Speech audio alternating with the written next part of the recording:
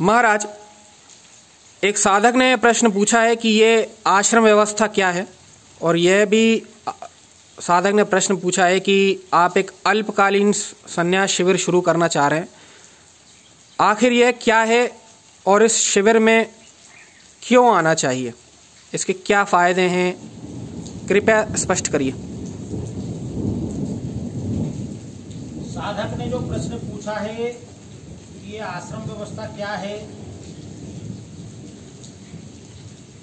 तो मैं स्पष्ट तौर पर यह बताने के लिए आपको उद्धृत रहूं और बताना चाहूं या बताने की चेष्टा करूं कि आश्रम व्यवस्था हमारे भारतवर्ष में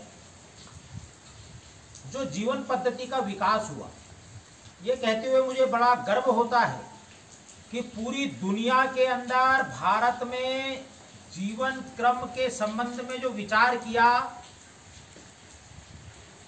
वह एक वैज्ञानिक तथ्यों के आधार पर बहुत परिष्कृत सोच के साथ विकसित किया हुआ तंत्र, जीवन पद्धति, जीवन जीने की राह विकसित की गई थी। इतना पश्चात के किसी देश ने नहीं सोचा जीवन के संबंध में। तो हमारे ऋषि मुनियों ने माना कि 100 वर्ष की आयु मानकर मनुष्य के जीवन का जीवन निर्धारण उन्होंने तय किया और उसको 4 आश्रमों में, 4 भागों में पूरे जीवन को बांट दिया। और उस अनुसार यदि वह जीवन को जीता है तो जीवन के महत्व को भी समझ पाएगा, जीवन प्राप्त करने के लिए और इस जीवन की अमूल्य निधि को पहचान सकेगा और मनुष्यता को प्राप्त करते हुए वह मनुष्य देह को प्राप्त करने में सफलता प्राप्त उसने की है, ऐसा वह कर पाएगा। ऐसा जानकर, ऐसा मानकर उन्होंने 25 साल के लिए ब्रह्मचर्य आश्रम के पालन करने के लिए कहा। यानी जीवन में 25 सालों तक इंद्रियों का संयम और कठोर परिश्रम पूर्ण जीवन जीने का आग्रह किया और परिवार में ऐसी व्यवस्था दी।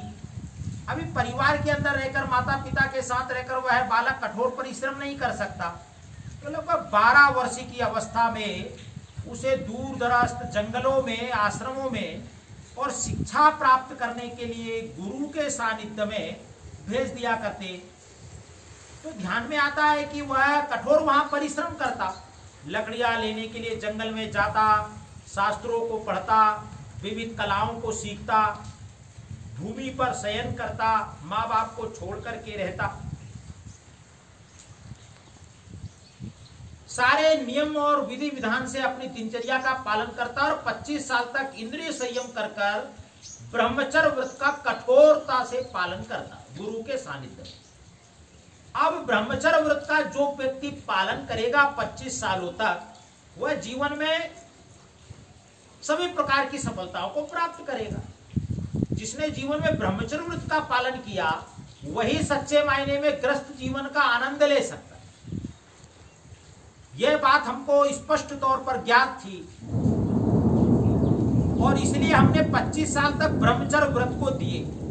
और जब हम भी एक सोचने में और विचार करने में बड़ा अजीब सा लगेगा कि कभी हमने 25 साल तक उसको इंद्रिय संयम करने का बताया और वापस 25 साल के बाद हम 50 साल तक अब उसको गृहस्थ आश्रम में प्रवेश करवाते हैं, तो एक अजीब सा लगता है।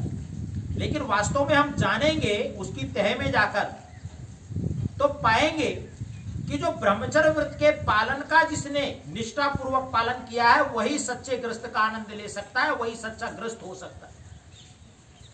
और इसलिए हम उसको अब गृहस्थ आश्रम में प्रवेश करवाते हैं। तो 25 साल तक ब्रह्मचर्य व्रत का पालन, यह एक आश्रम हुआ जिसको ब्रह्मचर्य आश्रम कहा, और अब गृहस्थ आश्रम में हम उसको प्रवेश कराते हैं। जब हम उसको गृहस्थ आश्रम में प्रवेश कराते हैं तो 25 साल से 50 साल तक वह गृहस्थ आश्रम में प्रवेश करता है और 25 साल तक उसने जो शिक्षा अध्ययन किया है शिक्षा की बारीकियों को जाना है, वह पूरे अपने विकास में उस काम को लगाता है और एक अर्थ उपार्जन के साथ साथ काम सुख की तरफ भी बढ़ता है। और मैं संसार में आया हूं तो रिक्त स्थान छोड़कर न जाऊं, अपने जैसी संतति को उत्पन्न कर परमात्मा की बनाई हुई इस कृति में, इस संसार में अपना योगदान दूं, ऐसे सुसंस्कृत संतान को उत्पन्न करूं। ऐसा पूरा संयत और अनुशासित जीवन उसका होता है तो वह ग्रस्त जीवन में सफलता को प्राप्त करता है। और जब उसकी संतान हो जाती है तब वह अपने बच्चों को शिक्षा ग्रहण करने के लिए, ब्रह्मचर्य पालन करने के लिए वन में भेजता है और तब यह वानप्रस्थ का जीवन प्रारंभ करता है। यानी 50 साल से 75 साल तक घर पे रहकर वानप्रस्थ का जीवन यापन करता। क्यों? क्योंकि 25 साल बाद ग्रस्त बनने के लिए उसका बालक भी जंगलों से आ जाता, तो साथ ही साथ पिता भी काम सुख भोग रहा है और पुत्र भी काम सुख भोग रहा। पहले ऐसा नहीं होता था।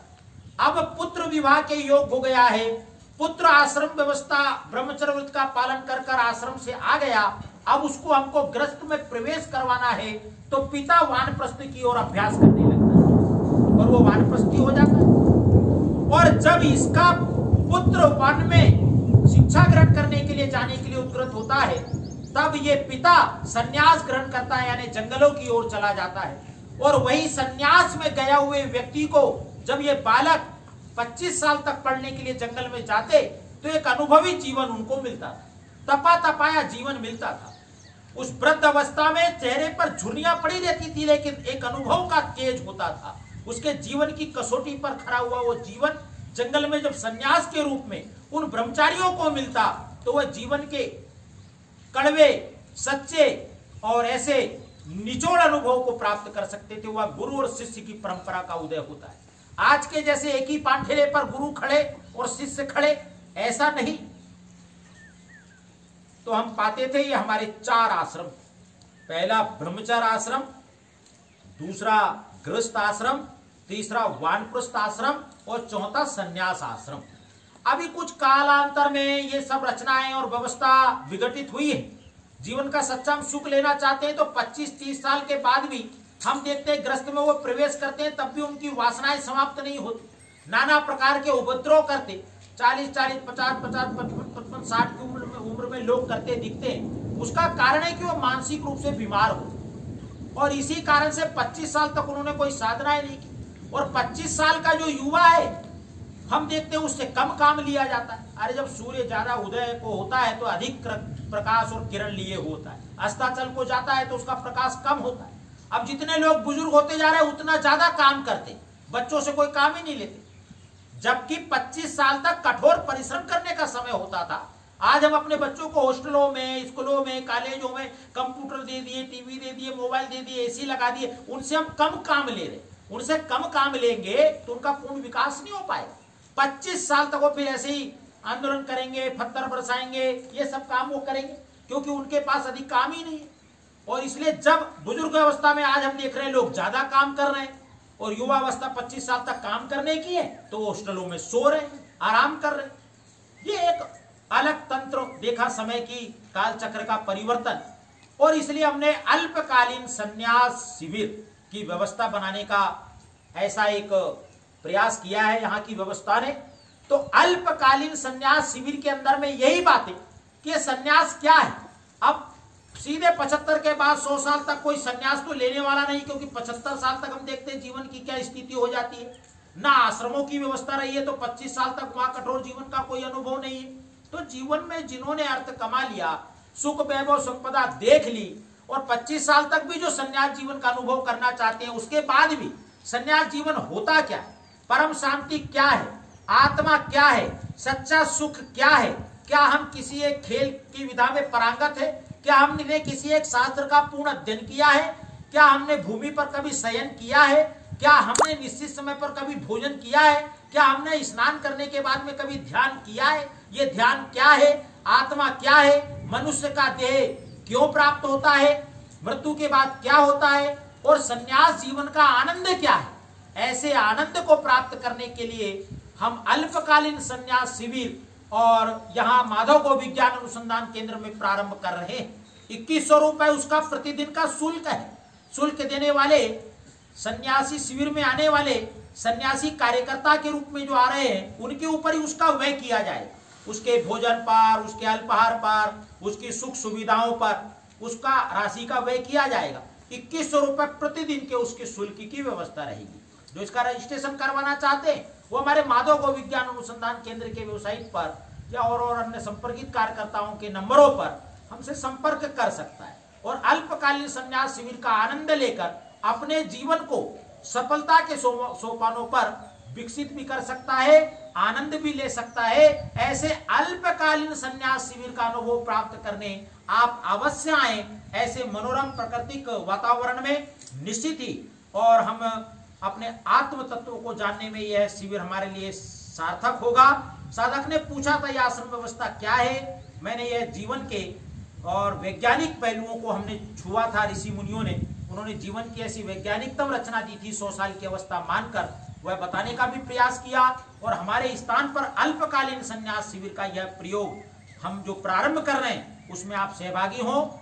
जो आर्थिक की चिंता करते होंगे कि 2100 रुपए प्रतिदिन का कैसे, तो वो तो इसके बारे में सोचे ही ना, क्योंकि हमको उनको कोई मौका भी हम नहीं देते और हमारा कोई वो विचार भी करे कि 2100 रुपए का, जिसने ये सोच लिया वो संन्यास शिविर में आने के योग्य भी नहीं है और वो उधर ही घूमे, यहाँ पर उसको संन्यास शिविर में अप्लाई भी नहीं है, अनुमति भी नहीं है और वो अपना दिमाग थकाए भी ना, इसलिए वो है आमंत्रित भी नहीं है।